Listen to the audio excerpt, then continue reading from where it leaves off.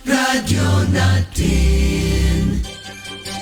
Mahal na taga-subaybay at mga kaibigan, ang atin pong programa Ligaya ng Buhay Ministry na ito po ay ating napapakinggan, napapanood sa radyo natin 101.3 Udyungan ay atin pong bibigyan ng pagtatalakay ang mahalagang mga paksa sa ngayon po sa spiritual na buhay ang makapagtutulong sa atin upang tayo ay lumago relasyon sa Panginoon, sa ating pamilya at kung paano tayo magiging mahusay na tagapagdala ng pabalita ng Panginoon. Ang inyo pong tagapaglingkod, Pastor Rick Riano. At nawa, kayo po ay nasa mabuting kalagayan at inanyayahan namin po kayo tuwing araw po ng linggo, alas 4 hanggang alas 5 ng hapon. Dito po sa himpilan ng 101.3 radyo natin. Ang inyo pong tagapaglingkod, Brother Jomer Taihon.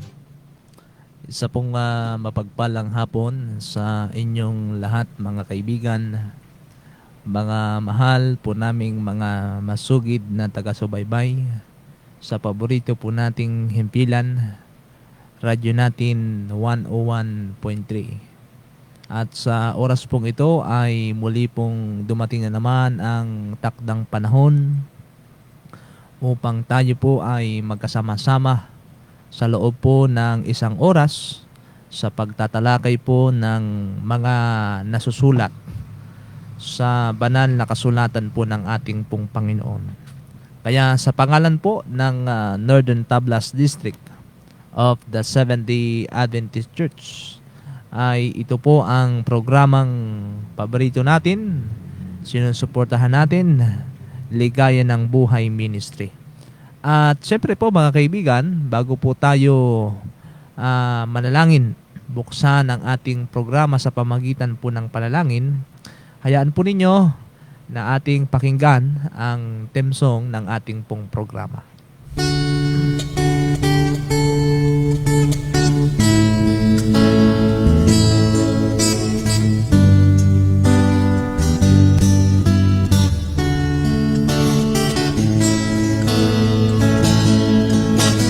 Ating sinang sa titig, mga kababayan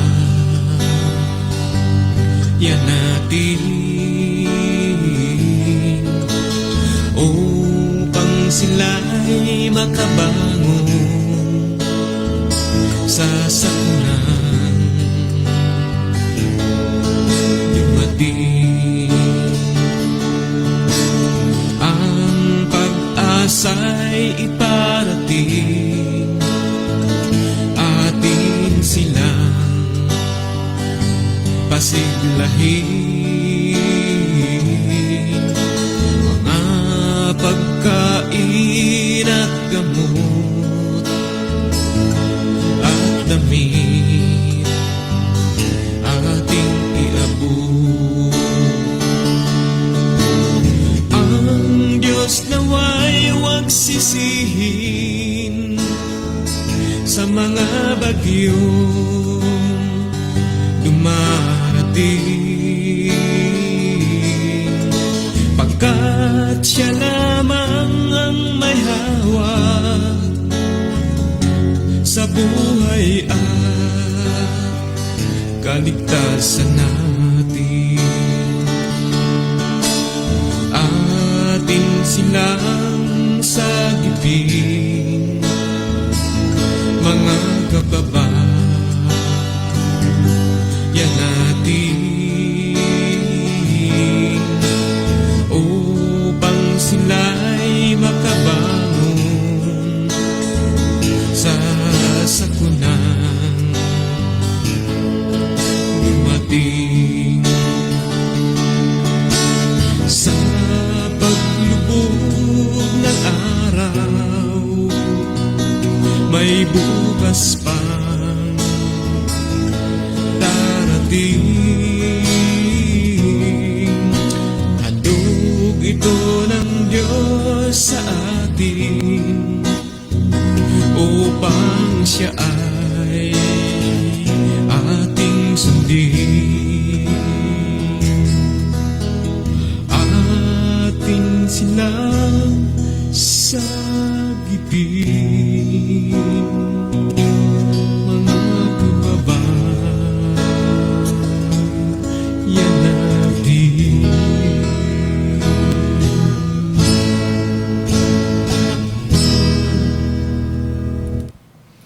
Tayo po ay manalangin mga kapatid at mga kaibigan. Mahal po naming Diyos, Ikaw na siyang may-ari ng aming mga buhay. Kaligayahan po namin ngayong oras na ito na kami ay magkasama-sama sa pag-aaral at sa pakikinig po ng inyo pong mga salita. Naway samahan niyo po kami kasama po ng aming mga mahal na mga kaibigan, mga mahal na mga kapatid na nakatutok at nakikinig sa palatuntunan pong ito ngayong hapon. Sana'y ang pagkasi at ang karunungan ng aming Panginoong Hesus ang aming maranasan at inyong ipagkakalob sa amin sa matamis sa pangalan ni Hesus na aming tagapagligtas. Amen.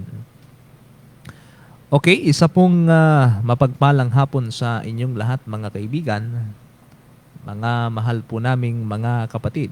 Kamusta po kayo? Kamusta po ang ilang mga oras na lumipas sa ating mga buhay? Kamusta po ang ating pamilya samantalang ilang minuto na lamang at matatapos na ang buong araw ng linggo? At bukas ay panibagong araw na naman. Bukas ay araw na naman ng Lunes. At sa ganon, mga minamahal kong mga kaibigan, marahil po kayo ay nasa inyong mga tahanan.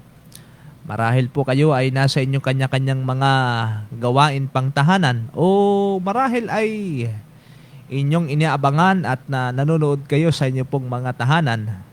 Salamat po. Welcome ang lahat sa ating pong palutuntunan.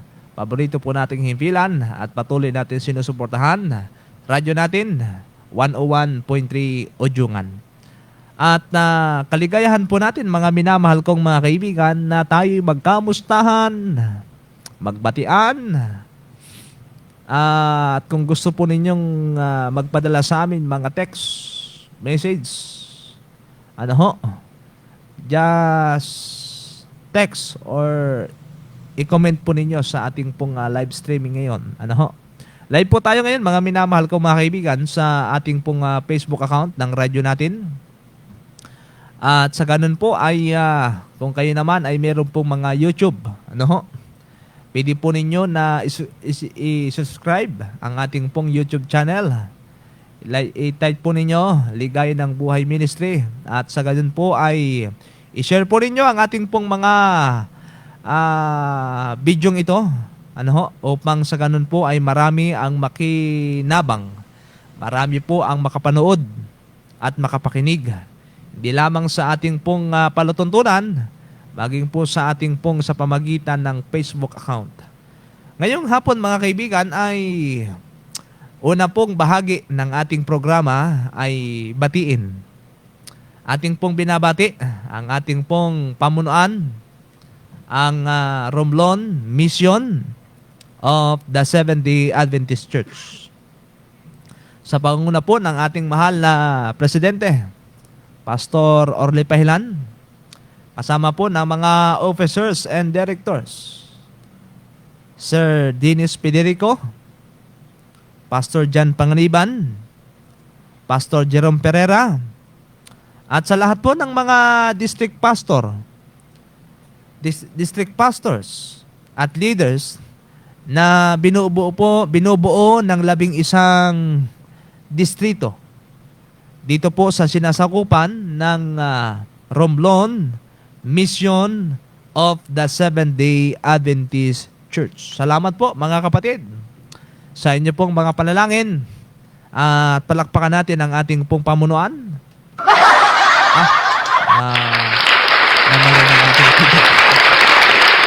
Ayan, namali lang ng pindot yung ating Salamat po sa ating pong sa inyo pong mga suporta. Salamat po sa inyo pong mga panalangin. At sa gayon mga kaibigan ay gusto din nating pasalamatan at batiin ang ating mga mahal na mga kapatid. Ating pong mga sponsor sapagkat kung wala ang ating mga mahal na mga sponsor, ay paano na kaya ang ating pong paglilingkod sa himpapawid sa pamagitan po ng radio ministry. At bagaman tayo sa lahat ng bagay, ay tanging ang Panginoon naman ay siyang nagpupuno at nagpo-provide ng ating pong mga pangangailangan. Pinasasalamatan po natin ang ating mahal na sponsor, Brother Ariel Ponte. At ganoon din si Pastor Ricardo Teriano, Mr. and Mrs. GC Padreragaw, Ma'am Nalin Mutin, Ma'am Susan Dayok, Ma'am Melissa Palcotela, Brother Bongbong and Ma'am Luistro, Willie and Sally Molena, Brother Rene Pames, Ma'am Lumi de la Cruz, Ma'am Ruby Maestro, Sir Bernie Fidakan, Sir Verser Fidakan, maging po sa iglesia ng Pangulo SDA Church. At siyempre mga kaibigan, ganoon din kay Mr. and Mrs. Wally Anyuso. At ganoon din kay Ma'am Tintin Salibio. At sa lahat po ng ating mga mahal na mga kapatid na gusto po na sumuporta sa ating pong gawain dito sa radyo natin, ay maaari po na kami po ay inyong masuportahan sa pamagitan ng panalangin. At siyempre naman, ay ganun din sa pagtulong sa pagpapasunlad at pagsulong ng ministeryo ng ating pong mahal na Panginoon. At sa ganun po, mga minamahal kong mga kaibigan, sa oras na ito ay patuloy naman na kami po ay inyong isama sa inyo pong mga panalangin, samantalang kayo po ay nagsasagawa ng inyong mga family worship sa inyo pong mga tahanan. Naway patuloy na tayo ay bigyan ng mga sapat na karunungan at karunungan na nagmumula sa ating pong mahal na Panginoon. So ngayong hapon mga kaibigan ay hindi na po tayo magpapatumpik-tumpik pa. Kung meron tayong mga gustong batiin, no? Ay pwede po kayo na tumawag sa amin habang po tayo ay live ngayon. Live po tayo ha. Live po tayo sa ating pong radio station, no? Kung gusto nyo na kayo po ay tumawag sa amin, live question, ano ho, pabatiin, pwede kayong tumawag sa amin. Pwede po kayong mag-text sa amin sa numerong 0948-7359-168. Na po? Ulitin ko po, 0948-7359-168. At hayaan po ninyo mga kaibigan na sagutin ang inyo pong mga text, ang inyong tawag. At sa ganun po ay kung ano po ang inyong nais na ipaglingkod ay aming pong yang pinahintulot na kayo po ay magtanong at mayroong gustong ipabati, ay wag po kayong mag-atubili at paglilingkuran po namin kayo ayon po sa kalooban ng ating Panginoon. Ngayong hapon mga kaibigan, ang ating paksa na ating pong pag-aaralan ay ito'y may pamagat na ang pagpighati sa banal espiritu. Ito po ha. Ang pagpighati sa banal espiritu. Meron pong mga bagay na ating pong ginagawa na kakapighati sa espiritu. Kung hindi natin araw-araw na hanapin siya at makiisa sa Kanya sa pag-akay sa atin, saan man niya tayo dalhin, ang ating Kristiyanong karanasan ay hihina. Ang Diyos ay hindi namimilit. Kapag tinanggap natin ang pagpuspos ng Espiritu, malaking pagbabago ang dadalhin sa ating buhay. Mga kaibigan, mga kapatid, meron pong mga bagay na ating ginagawa na ito po ay nakakapighati sa banal na Espiritu ng ating pong Panginoon. Meron tayong isang viewers ngayon, kabilang sa ating mga viewers, si Sister Regeline Galang.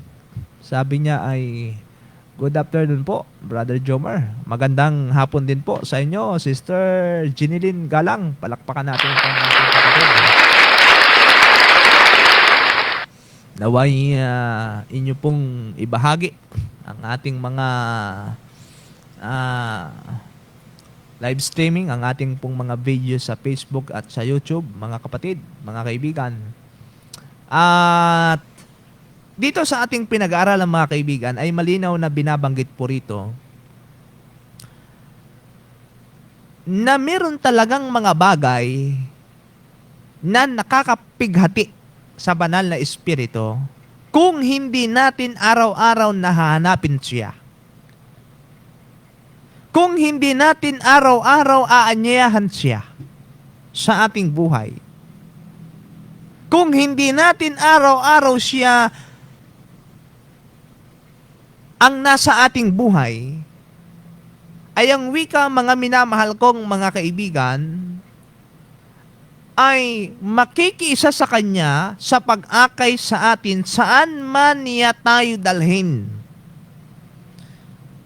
Saan man niya tayo dalhin. Saan man niya tayo dalhin na dako. Sapagkat tayo'y nagpapasa ilalim ng kapangyarihan ng banal na Espiritu, ay hindi tayo nagiging matigas.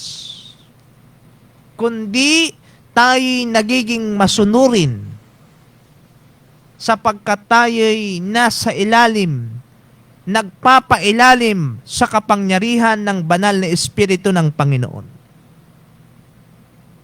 Ganon pa man, mga minamahal kong mga kaibigan, sa pag-akay sa atin, ang ating Kristiyanong karanasan ay hindi hihina. Kung araw-araw ay tayo'y nagpapailalim sa kapangyarihan ng banal na Espiritu ng ating Panginoon. Mga minamahal kong mga kapatid at mga kaibigan, meron pa siya ritong meron pa siya ritong ano ba yung kanyang sabi? Ayan. Yan. Sabi ni Sister Jeneline ay Galang, thanks for acknowledgement. Yan. Salamat din po. Salamat po ng marami. Mga minamahal kong mga kaibigan. At live po tayo ngayon, mga kaibigan, sapagkat sa ating pong palatuntunan, radyo natin 101.3, ano? Salamat po ng marami sapagkat hindi ko alam kung taga saan to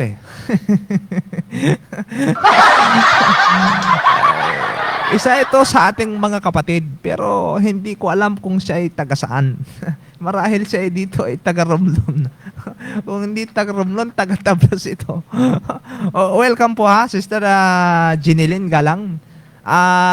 Dito po, mga minamahal kong mga kaibigan, ay malinaw sa ating pinag-aaralan po ngayong hapon na kapag tayo ay araw-araw ay nagpapailalim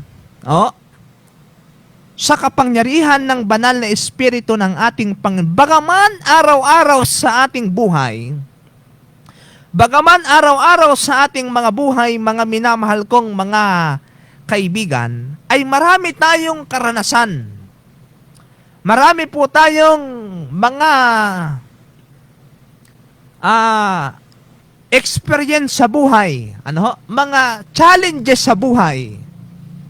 Ganun pa man, sa tulong po ng kapangyarihan ng banal na Espiritu, mga kaibigan, ay hindi po tayo hihina. Hindi po tayo hihina. Kundi tayo'y lalong magiging masigla. Lalo tayong magiging malakas sa ating pong pananampalataya, sa ating pong relasyon sa Panginoon. So, ito yung ating pinag-aralan, ano? Na binabanggit pa po rito, mga kaibigan, ang ating pong Panginoon ay hindi namimilit. Kapag tinanggap natin ang pagpuspos ng Espiritu, malaking pagbabago ang dadalhin sa ating buhay. Napakaganda, mga kaibigan, sapagkat dito po ay ipinapahayag sa banal na kasulatan po ng ating Panginoon, ano? Kapag tayo po ay ating pong tinanggap ang banal na Espiritu ng ating Panginoon, ay malaking pagbabago ang mangyayari sa ating buhay, mga minamahal kong mga kaibigan. Yan po ay napakalinaw sapagkat kung tayo nga naman ay nagpapailalim sa kapangyarihan ng banal na Espiritu ng ating Panginoon, ay sa tulong ng kapangyarihan ng banal na Espiritu ay ang pagbabago ang magiging resulta sa ating buhay. Ang pagbabago sa tuwi-tuwi ay ito'y ating makikita sa ating mga personal na pamumuhay.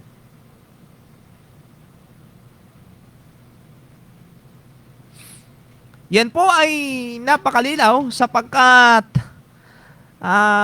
ating pong pinag-aaralan ngayon yung tungkol sa pagpighati sa banal na Espiritu. Kaya ang katanungan, mga minamahal kong mga kaibigan, anong mga pag-uugali at gawain ang dadalhin ng Espiritu sa buhay Kristiyano? Ano kaya? Ano kaya ang mga pag-uugali at gawain ang dadalhin ng banal na Espiritu ng ating pong Panginoon? Hayaan natin, mga kaibigan, na bigyan po natin ng kalinawan ang katanungang ito sang-ayon po sa ating pinag-aaral ngayong hapon. Ating mas mararamdaman, mga kaibigan, ang kanyang pagtawag sa buhay araw-araw na ilalagay sa inyong puso ang pagnanais na sumunod. Mga kaibigan, ating pong mas mafe-feel, mas mararamdaman ang kanya pong pagkatawag sa ating buhay kung araw-araw ay inilalagay sa ating mga puso ang pagnanais na tayo'y sumunod sa Diyos. Ang sumunod sa ating pong Panginoon. Yan po ay napakalinaw sapagkat welcome sa ating pong partner sapagkat narito siya ngayon. Siya ho ay galing pa sa iba't ibang mga iglesia sa ating mga treasurer ng ating church. Kaya bagaman medyo maulan narito sa ngayon at yan po ay hapo pa hindi hapo kasi hindi man tumakbo to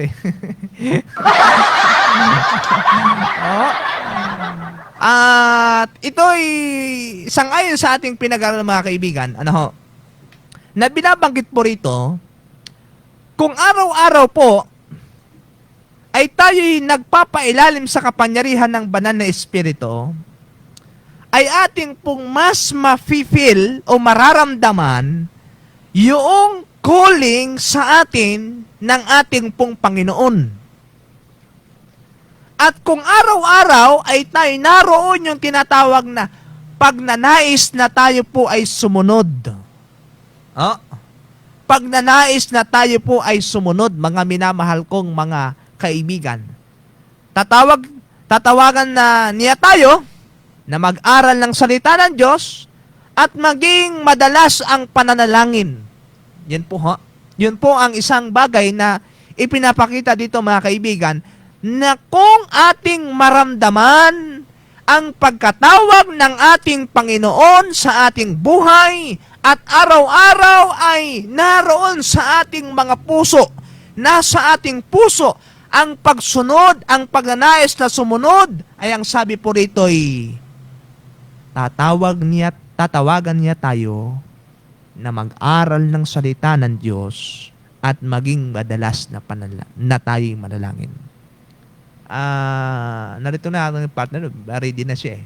I-welcome natin at bigyan, Pastor, bati muna tayo sa ating mga mahalang mga kaibigan. Magandang hapon sa lahat. Sana ay naka-relax lang kayo at patuloy na sumusubaybay.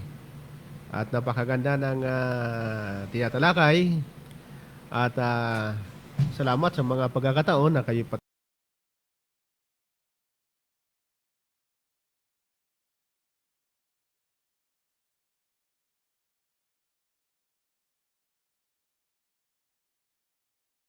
ng Romblon Mission at ating Northern Tablas District. Opo. Kaya yan po ay sa ating pagpapatuloy, mga kaibigan, dito sa ating pinag-aaralan, kapag nasa ating puso at nakatatak sa ating mga isipan, yung pagnanais na araw-araw ay sumunod sa Panginoon, tayo ay araw-araw ay tatawagan din naman na mag-aral ng salita ng Diyos at tayo magiging madalas. Hindi po malimit magiging madalas na tayo ay magiging mapalanginin, mananalangin. Yung bang madalas at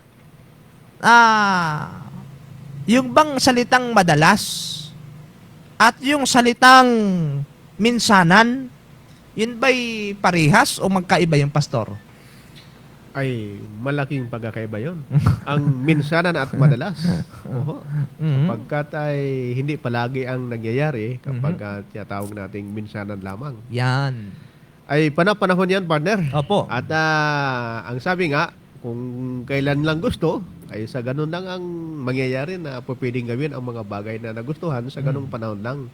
Pero pag sinabi nating madalas, yan ay palagian at katulad nung sa isang panalangin. Ang sabi na ating Panginoon ay manalangin ng walang patid. Yan. Kaya ang ating pagkikipag-ugnayan ay dapat ay nasa madalas na na kalagayan at naramdaman natin yan na hindi lang sa isang panahon o panapanahon. Opo. Yan. Manalangin na walang patid. Pero wala pang isang oras patid na eh. Pamagatunog, no? Patid. Patid at manalangin na walang patid. Pero ay napapatid minsan.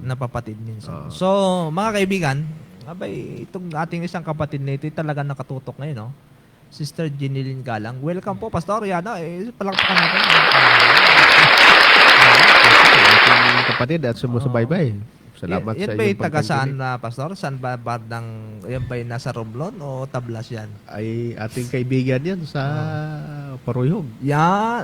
Parehong pala ito Tayo galing Kaibigan, si minsan Ma'am Jereline. Ah. Sa dyan banda sa Bitaugan. Yan. Oo. Ay, kamusta po kayo dyan? Opo, galing tayo dyan Galing tayo noong nakaraang mga buwan dyan At salamat po sa inyong suporta, mga kapatid.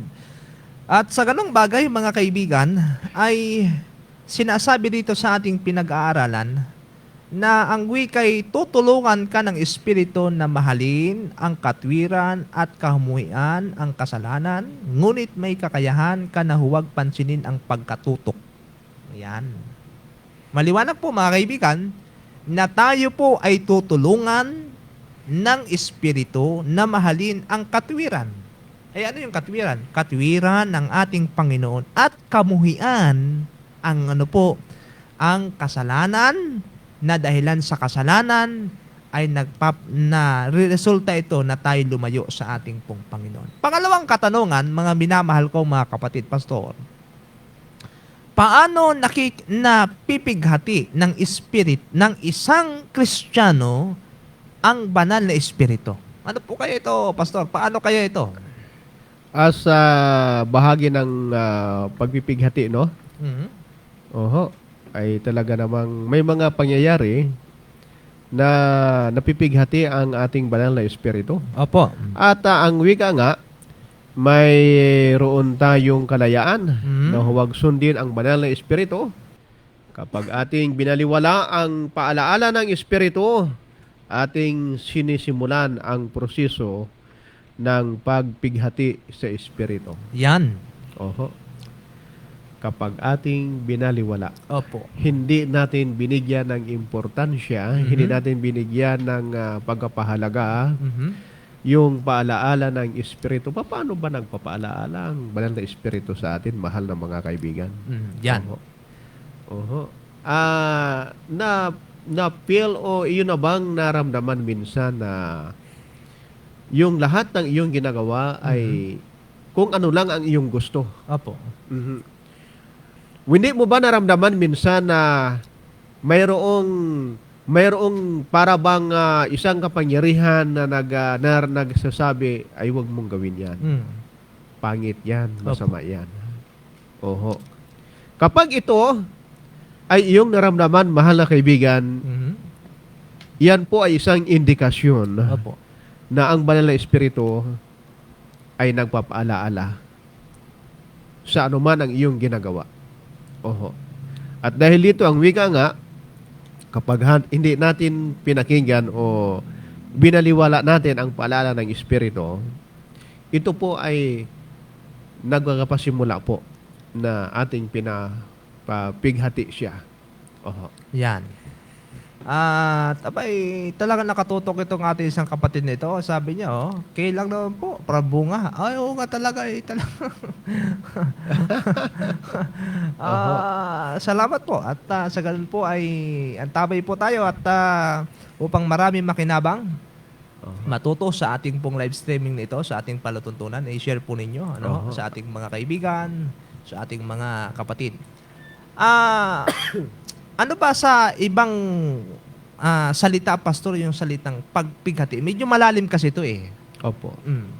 Para bang ito'y damdamin Damdamin.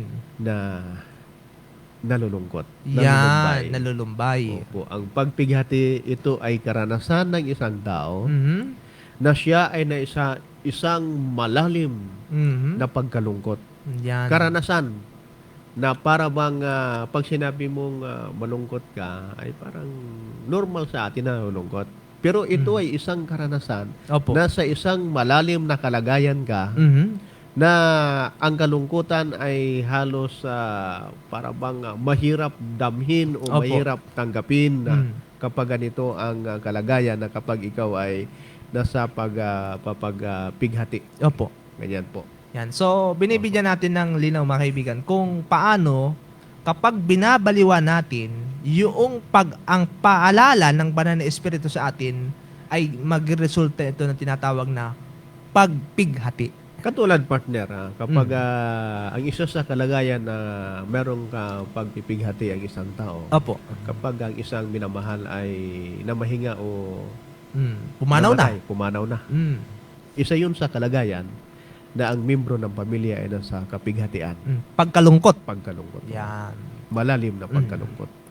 So, ngayon, Pastor, ano po ang practical na payo ang ibinigay ni Apostol Pablo upang manatili ang ating pakikiisa sa Espiritu? Ito po ay meron siyang payo sa atin kung ating babasahin ang mahahayag sa Episo 4, 24 at 32. Kung ating itong babasahin, sa Episo 4. Mhm. Dito po ay nakalagay sa winawika ni San Pablo sa Episo 4:24 at may mahaba-habang talata ito, partner. Kaya po binabanggit dito, basahin ko sa ayon po sa sinasabi ng banal na kasulatan. Episo 4:24 hanggang 32. At kayo'y magagbihis ng bagong pagkatao. Pansinin po natin mga kaibigan yung winiwika po ng banal na kasulatan. Na ayon sa Diyos ay nilalang sa katuwiran at sa kabanalan ng katotohanan. Binabanggit po ito ang salitang katuwiran. Magbihis tayo. At kaya nga, pagkatakwil ng kasinungalingan, ay magsasalita ang bawat isa sa inyo ng katotohanan sa kanyang kapwa. Sapagkat tayo'y mga sangkap na isa't isa sa atin. Maganda yung pagkakapahayag, partner, no? Dito sa 25 na pagkatakwil ng kasinungalingan. Mhm. At kapag nahayag ito, tayo ngayon ay magsasalita sa bawat isa ng katotohanan. Opo. Sapagkat tayo daw ang wika ay mga sangkap Mhm. sa isa't isa. Magkakakunik tayo Opo. bilang isang bahagi. Mhm. 26. Kayo'y mga gagalit at huwag kayong magkasala. Opo. Huwag lumubog ang araw Mhm. sa inyong galit. Mhm. Ay parang mahirap ito na isang prinsipyo na kapag ikaw ay nagagalit ay huwag kang magkasala. Kasi kapag ikaw ay galit talagang nakikita sa iyong emosyon. Yan. Nagalit ka talaga. Mhm. At kapag ang galit na yan, isang temperamento na kapag hindi mo yan na skill, hindi mo na control, ay Opo. talagang magkakasala ka. Yan. Bagamat ang payo sa atin, ang wika po ng Biblia, ay magalit tayo na hindi magkakasala. Yan. Opo. Parang mahirap. Paano ba, partner, ang tama na aplikasyon ng winiwika ng banal na kasulatan? Yan. Na magalit ka pero huwag kang magkasala. Yan. Oho. Yan naman talaga pinapayo po sa atin ng banal na kasulatan ng ating Panginoon. Hindi masama na tayo ay magalit. Huwag lamang tayo ay magkasala. Yan. Oho. Pero ang masama, magalit ka na ikaw ay magkasala. Si Jesus Christ ngayon, nagalit eh. Opo. Yan, nagalit sa templo. Bakit siya nagalit? Kasi ginawa yung templo ng kanyang ama ay ginawang market. Aha. Yan. Kaya Parang pinagtatapon niya lahat ng Ginawang palengke. palengke. Pamilihan. Oo. Nagalit siya, pero mayroong rason, mayroong dahilan kung bakit siya nagalit, pero hindi siya nagkasala. Aha. Kaya ibig sabihin, kapag ito isang bahagi ng pagsansala ba? Opo. Meron tayong nagagalit tayo pero Mhm. binibigyan natin ng pagmungkahi o Opo. kaya ay advice Mhm. yung kung sino man ang tao na yun. Opo. Para sa ikatututo ba? Opo. Pero Pero patuloy tayo. Sige. mahirap, pastor, na magalit na wala naman dahilan. Ay, mahirap talaga yun. Oo. Lahat ng mga nangyayari ay may dahilan, partner. Opo. Oho. At ang biga pa sa patuloy, Opo. sa 27 tayo, nibigyan daan man ang diablo. Mm. Ay huwag nating bigyan ng daan na pumasok yung kasamaan o espiritu ng diablo sa atin kapag tayo nagagalit. Kaya ang wika, Opo. magalit ka na hindi ka magkasala. Kasi kapag hindi natin na-control ang ating sarili, ay papasukin tayo ng diablo. Yan. At talagang magkakaroon ng mas malalim na yung perwisyo ba? Magkakaroon ng malalim na hindi pagkakaunawaan. Ang patuloy po tayo, ang nagnanakaw, sabi rito, ay huwag nang magnakaw pa. Opo. Mga payo po ito. Bagkos, magpagal. Mhm. Prinsipyo ng Biblia, no? Yan. Huwag kang magnakaw, magtrabaho ka. Yan. Ayan, na igawa ang kanyang mga kamay ng mabuting bagay upang siya'y may maibigay sa nangangailangan. Naroon pa rin yung tinatawag na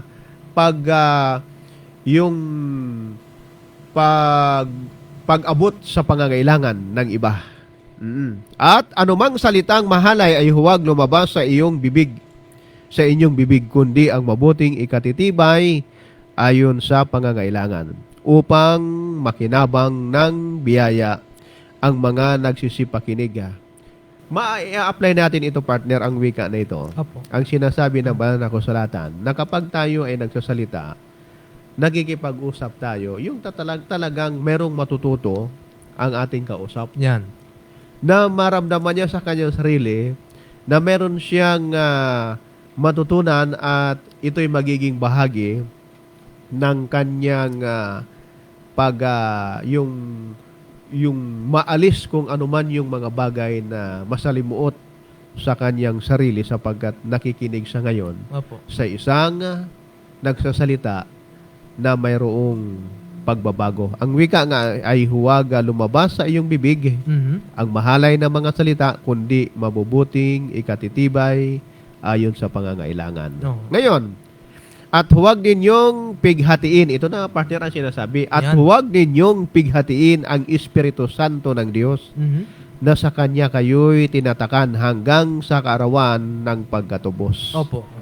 Ang wika po dito, bakit winika na huwag ninyong pighatiin ang Espiritu? Yung sa mga naunang mga talata, partner, yun ang isa sa magiging dahilan. Opo. Kapag wala tayong control sa ating sarili, kapag nakitaan tayo ng isang masama na pag-uugali, yung ating likas, yung lumalabas sa ating bibig, kung ano ang nakikita na hindi maganda sa ating mga gawa, Opo. ang wika po rito, ito na yung sinasabi, na kapag hindi natin nabago, may panahon po, ang wika ay, ang pagpighati sa Espiritu ay magaganap. Oho. At tapusin natin yung teksto, partner, hanggang 32 ito. Ang lahat ng kapaitan, winiwika po rito, at kagalitan, at pagkakaalit, at kadaldalan, at panglilibak, ay mang-aalis nawa sa inyo, pati ang lahat ng mga masasamang akala. Yan. At magmagandang loob kayo sa isa't isa, mga mahabagin, Opo.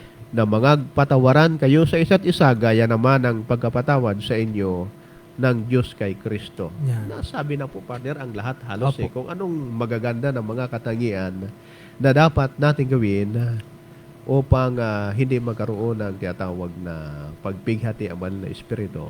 Higit sa lahat kung hindi natin makontrol ang ating mga sarili. At sa isang banda, mga kaibigan, kung ating pong papansinin, kayo'y magbihis ng bagong pagkatao na ayon sa Diyos ay nilalang sa katwiran at kabanalan ng katotohanan. Kaya nga, ang pagkatakwil ng kasinungalingan ay magsasalita ang bawat isa sa inyo ng katotohanan sa kanyang kapwa sapagkat tayo mga sangkap ng isa't isa sa atin. Ayan. Oh. So, dito po, mga minamahal kong mga kaibigan, ay pinapayo po sa atin ni Apostol Pablo na tayo ay magkaroon ng tinatawag na unity.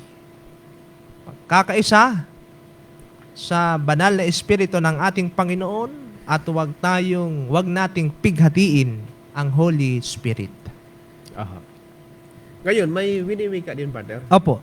sa pagdagdag na pagpapahayag at pagbukas ng ating kaisipan, lubos nating maunawaan kung ating pong babasahin ang nakatala sa unang Tesalonika 5, 14 hanggang 19.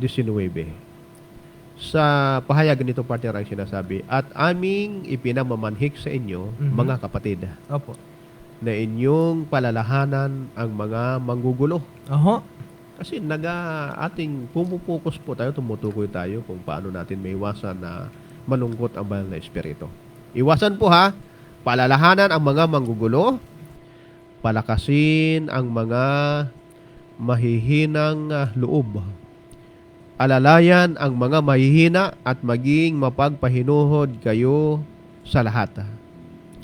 Tingnan nga ninyo na huwag gumanti ang sinuman ng masama sa masama. Ngunit sundin ninyo lagi ang mabuti, ang isay sa iba at sa lahat. Magagala kayo lagi. Magsipanalangin kayong walang patid.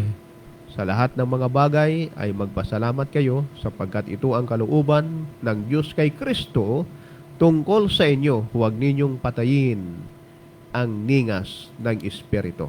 Mm. Kung hindi natin sundin ang payo ng Espiritu, tayo ay nasa panganib ng pagpighati sa Espiritu. Kung masumpungan muna sa pighati mo ang Espiritu, at huwag man lulupaypay. Ang Opo. wika po sa mga talatang ito. Yan. Oh. So kaya naman mga kaibigan ay dapat tayo ay hindi nagpapahina, kundi tayo yung nagpapalakas ng ating kapwa. Yun talaga ang dapat. Mm. Oo. Eh, sabi nga, mahina na nga ako. Ikaw pa wala ka pang maibibigay na lakas para sa akin. Oho. Talagang pareho, wala talaga mangyayari. Pareho nang maghihina. Yan. Oho. Kaya sa isang partner, Oho. kapag ang wika nga ni Haring Solomon sa proverb, Opo. mas mabuti talaga ang dalawa kaysa sa isa. Yan. Kapag ang isa ay natumba, meron tagabangon. Mhm. At kapag isa ay nanghina, meron tagapagpalakas. Opo. Oho. Yan. Kaya napakaigi talaga na Opo. lagi tayo na nagpapalakasan ang wika po ng banal na kasulatan. So, dito po mga kaibigan, ay maitatanong din natin sa ating pag-aaral na ano ang dapat gawin kapag napighatibo ang Espiritu. Ay meron palang dapat gawin, partner, Mhm. kapag napighati. Kasi kung Oho. mangyari na talaga na nalungkot ang banal na Espiritu, Opo. ay ano ang dapat gawin? Ay meron palang remedyo. Oho. Oho.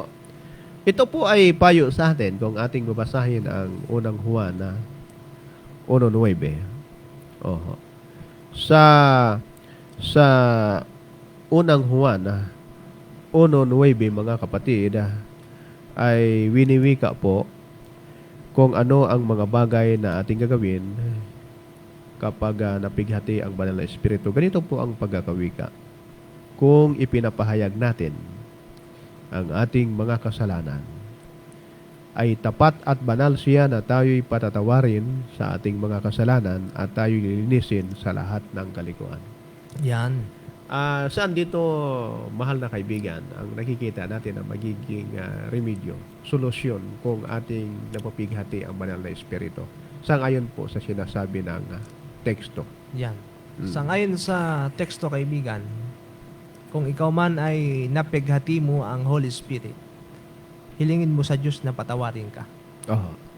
At papatawarin ka niya, hilingin mo muli sa Diyos na may pananampalataya na muling puspusin ka ng panibagong espiritu at gagawin niya ito kung sincero kang humihingi ng kapatawaran sa Panginoon.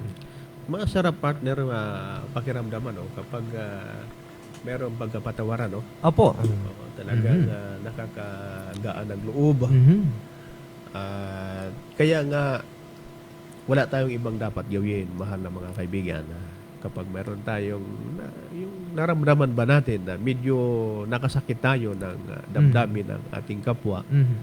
mahirap ba ang magpatawad? Mhm. Kasi winiwika ng Biblia na dapat natin gawin ito na magpatawad tayo. Mhm. At lumapit tayo sa Panginoon, hilingin ang kapatawaran kung ano man ang ating nagawa, ay dito lamang pala masusumpungan na yung pagpighati sa banal na Espiritu ay mahayag na may ibsan. Opo. May ibsan siya sapagkat tayo lumalapit sa paghingi ng kapatawaran. Meron ditong isang karanasan sa Biblia, Pastor. Oha. Katulad ni Haring David. Aha. Ano kaya yung naging karanasan niya at paano siya nagsusumamo o nagmamakaawa sa Diyos? Yan. Babasahin po natin, partner, ha? Isa Oho. sa mga ipinapahayag kasi karanasan ito ni Haring David. Oho. Dito po sa mga awit 51. 9 hanggang 12. Ito po yung karanasan ni Haring David. Opo. 51. 9 hanggang 12. Ang wika po ay ganito. Ikobli mo ang iyong mukha sa aking mga kasalanan at pawiin mo ang aking lahat ng mga kasamaan. Likhaan mo ako ng isang malinis na puso, O Diyos, at magbago ka ng isang matuwid na espiritu sa loob ko. Mhm. Huwag mo akong paalisin sa iyong harapan at huwag mong bawiin ang iyong santong espiritu sa akin. Opo. Opo. Ibalik mo sa akin ang kagalakan ng iyong pagliligtas Mhm. at alayan ako ng kusang espiritu. Partner, ito'y bahagi sa karanasan ni Haring David Mhm. na nagkasala siya sa pangangano niya Opo. pagkat ay nakita nga naman niya na napakaganda ang babae na nililigo doon sa balon. Mhm. Nakita niya minsan sa taas ng kanyang palasyo ay may Oho. magandang naliligo. Si Bathsheba, partner. Yan. Oo. Mm. Si Bathsheba ay asawa ni Urias. Yan. Si Urias naman ay yung pangulong sundalo. Yan. Mataas Ng ang kanyang kanyang hukbo. Mhm. Ay Captain. talagang nabighani si Mhm. Haring David. Mhm. Kaya ang sabi nga kanina, kapag nagkasala ka, wag mong hayaan na pasugin ka ng diablo. Opo. Ay pumasok ang espiritu ng diablo sa isipan ni Haring David.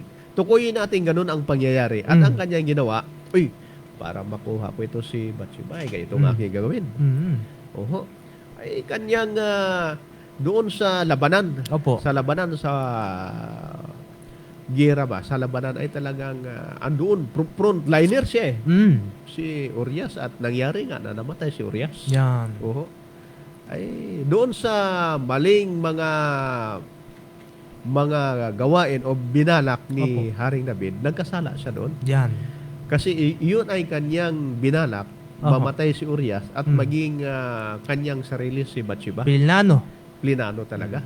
Kaya itong tinatawag dito sa 9 Opo. ng 51 hanggang 12, narito ngayon kasi naramdaman ni David na mali yung kanyang nagawa. Mm. Nagkasala siya.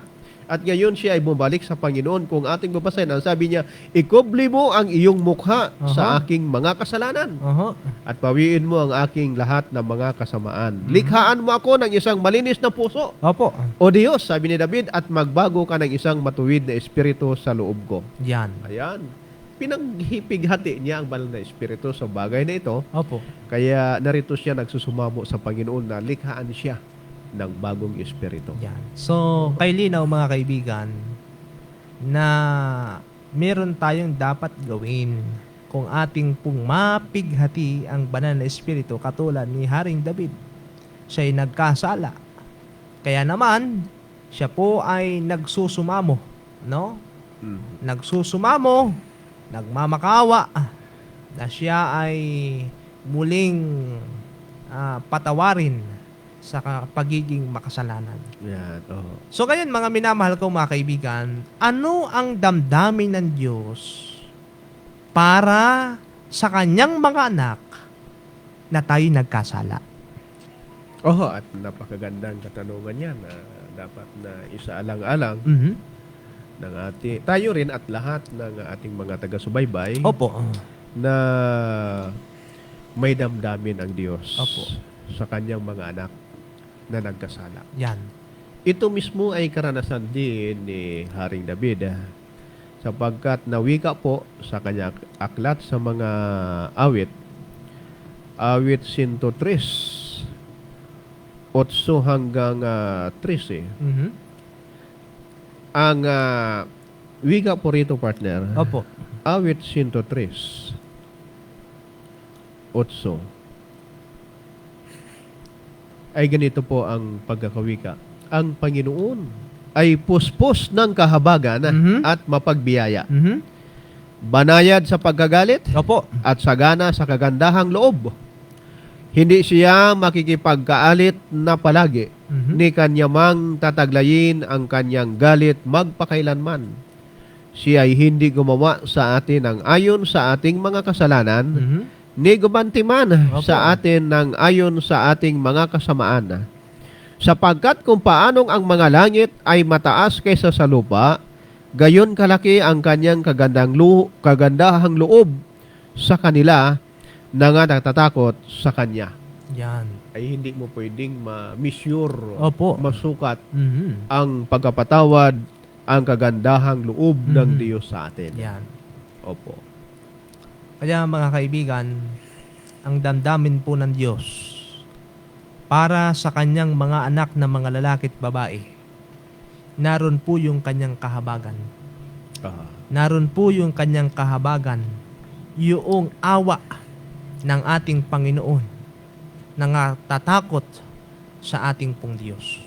Kaya ano po yung tayo man po ay madalas na ating napipighati ang ating ang banal na espiritu ng Panginoon. Kaya ang katanungan nga ay gaano kadalas, kaibigan, napipighati natin ang espiritu? Ito'y isang karanasan natin, mga mahal na mga kaibigan. I-evaluate po natin ang ating mga sarili. Sa araw-araw ng lahat ng ating mga ginagawa, maging ano man yan. Opo. Meron bang panahon na ating napipighati ang banal na espiritu o gaano pa kadalas na Opo. ating napipighati ang banal na espiritu?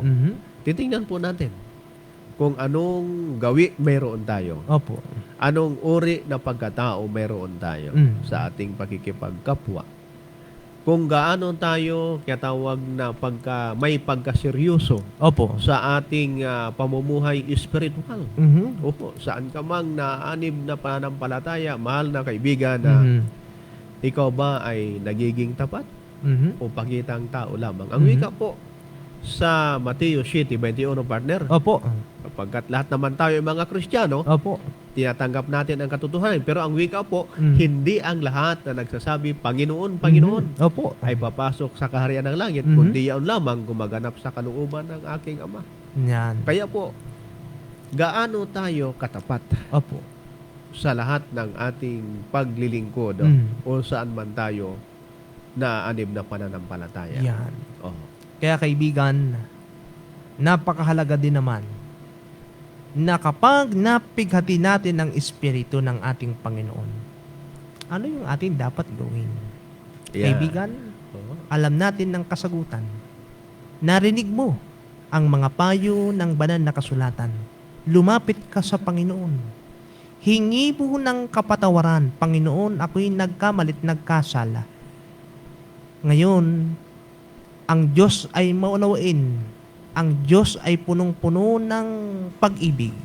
Kaya huwag kang mag-atubali, kaibigan. Nihakbang ang iyong mga paa at lumapit sa Panginoon.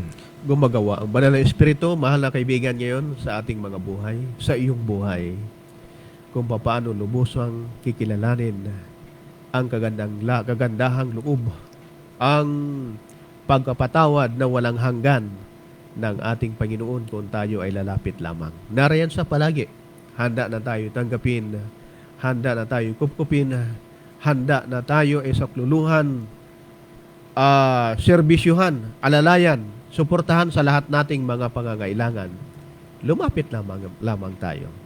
At yan po ay mahayag kung ano ang katuwiran ng ating Panginoon para sa ating mga sarili na ganapin ang kalooban ng ating Ama. Kaibigan, ang dapat mai-apply sa ating mga buhay, kapag tayo'y nagkasala, ating huwag kakalimutan, ating dapat alalahanin na ang Diyos ay maawain at handang muling magpatawad. Napakaganda, no? Ang Diyos ay maawain Opo. at handang muling magpatawad. Opo. Sa salitang muli, Mhm. pag minsan na tayo nakagawa ng kamalian, mahal na kaibigan, mulit-muli ang Panginoon ay handa na magpatawad sapagkat siya ay puno ng kagandahang loob at siya po ay maawain. Kaibigan, ang dapat nating gawin ay nais nawa nating magkaroon ng pagnanais na palaging sundin ang banal na espiritu. Atin pong idalangin, mahal na kaibigan, na ang patuloy na pagpuspos ng espiritu na ito ay maganap sa bawat isa sa atin araw-araw. Kaibigan, tanging kailangan natin sa araw-araw ay magpaisailalim sa kapangyarihan ng banal na espiritu ng ating Ngayong oras na ito, wala na tayong panahon, mga kaibigan, upang tayo magpatuloy sa ating talakayan. Kaya naman, sa pagtatapos ng ating programa, inaanyayahan po namin kayo na saan man kayo naroon, saan man kayong dako, sandali ninyong iyuko ang inyong mga ulo, ipikit ninyo ang inyong mga mata, at tayong mananalangin sa pangunahan po tayo ni Pastor Yano ngayong hapon. Dakila ka dakila ng Ama. Hayag ang katotohanan, ang iyong pagmamahal, ang iyong kagandahang loob. Inyo itong ipinapahayag sa bawat isa, sa bawat sandali ng aming buhay. Kaya po, sa panahon na kami ay mayroong mga pagkakamali, mga pagkakasala na nagagawa sa aming mga buhay. Nariyan kayo, handa na magpatawad. Kaya po, 10 ng aming mga kaibigan, taga-subaybay, nawa o Diyos, patuloy niyo kaming kalingayin, patawarin sa lahat naming pagkakasala.